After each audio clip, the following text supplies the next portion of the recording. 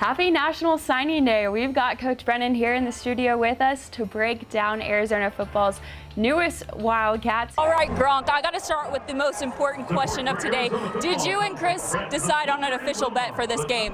Yes, we did. Whoever loses this game has to pound 15 waters. And when you drink that many waters that fast, you get really bloated right away, and it's really painful. You talk about pushing through. At one point in this game, you guys are 10 points down. What was the difference maker today? Oh, man, we went into halftime. We was like, we need some new energy, we need some new juice, and that's what we came out and we did it, in second half. Explosive game from you, and before the game, you were marked a game time decision. Yeah. Were you playing with a little edge? 2 touchdowns in today's game. Yeah, I was. Cincinnati scores a touchdown fourth quarter. I look over and you've got the whole offense around you in a huddle. What were you telling them? This is what we were built for. This is what we talked about. This is what we practiced for. And this is something that Coach Deggy's been preaching. We've been talking about this storm all week, so it should come to no surprise that Arizona football is ready and prepared if this becomes a rain game. I talked with the offensive coaching staff, and they told me that they've been incorporating wet ball drills into their practice all week long. Thinking back to just a year ago, you were recovering from your ACL. You were sidelined for Arizona's spring game. What have you learned about yourself and your determination over this past year? I've learned that I'm a very patient person. Well, I don't know about you guys, but over the holidays, I always love watching what NFL quarterbacks give their offensive linemen. I've seen everything from trucks to scooters to fossils, and this year, quarterback Noah Fafita got in on that tradition himself, gifting his O-lineman Movado watches. Noah shared with us that this is the best offensive line that he's ever played with. You have an action-packed weekend here, really making the most of every minute in Tucson. It started off with the Red Blue Showcase last night, winning the dunk contest, playing with the team.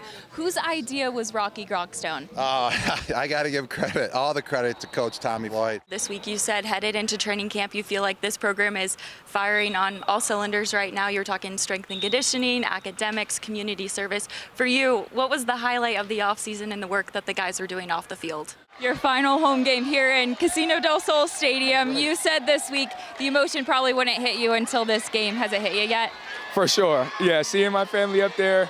And, I got a nice cheer from the fans. Hey, Brian, I have an injury update and what looks to be good news for offensive lineman Chuba Maye.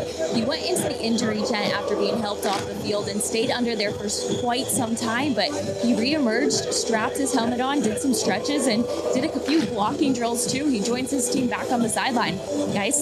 Well, it's outstanding. Well, the pandemonium that is portal season has officially died down, and Arizona football has signed 23 new Wildcats for its spring roster to pretty much solidify that. So we thought, who better to have in studio to talk about this new signing class than Arizona football's new general manager, Aaron Knotts. Aaron, welcome in. Welcome to Arizona.